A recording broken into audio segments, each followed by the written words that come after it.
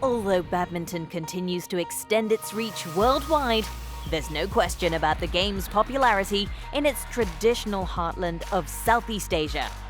Two of the sport's powerhouses, Indonesia and Malaysia, form the core of this region, and both nations have produced some of badminton's biggest stars. On the competitive calendar, the region lays claim to 3 BWF World Superseries tournaments, and at its multi-sport events, badminton consistently features in the roster. Latest to carry this proud tradition of including the shuttle game in its program is the ASEAN University Games.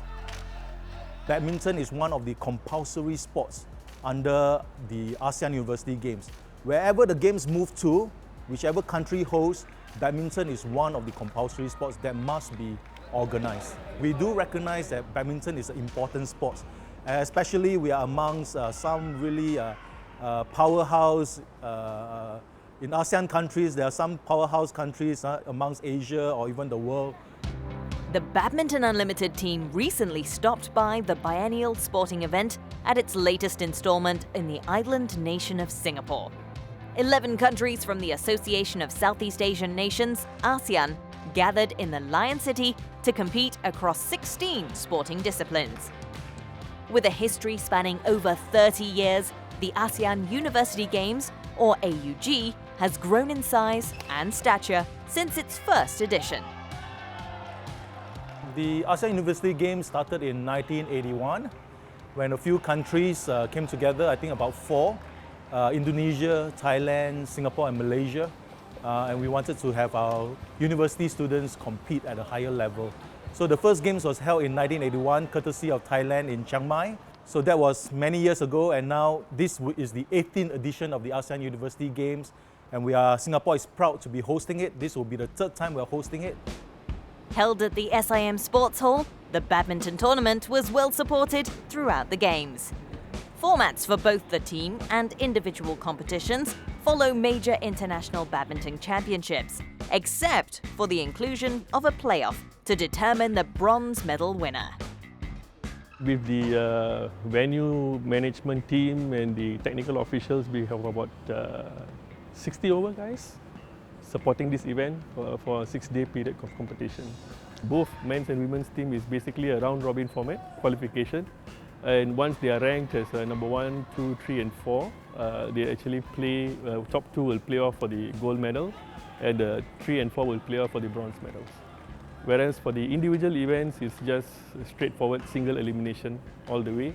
But unlike normal badminton tournaments where you have joined bronze medalists, you have to play off for the bronze medal. Top-class officiating and logistics are priorities for the organisers. It was only fitting that the expertise of the host country's badminton administrators was roped in to ensure standards were met. This is the ASEAN University Games, so we sort of peg it to the SEA Games level kind of standard. So as you can see, the equipment itself, it's all top class, top notch. And we're using AS30 Speed 3 shuttlecocks from the Yonex, which is also quite a high quality sports equipment.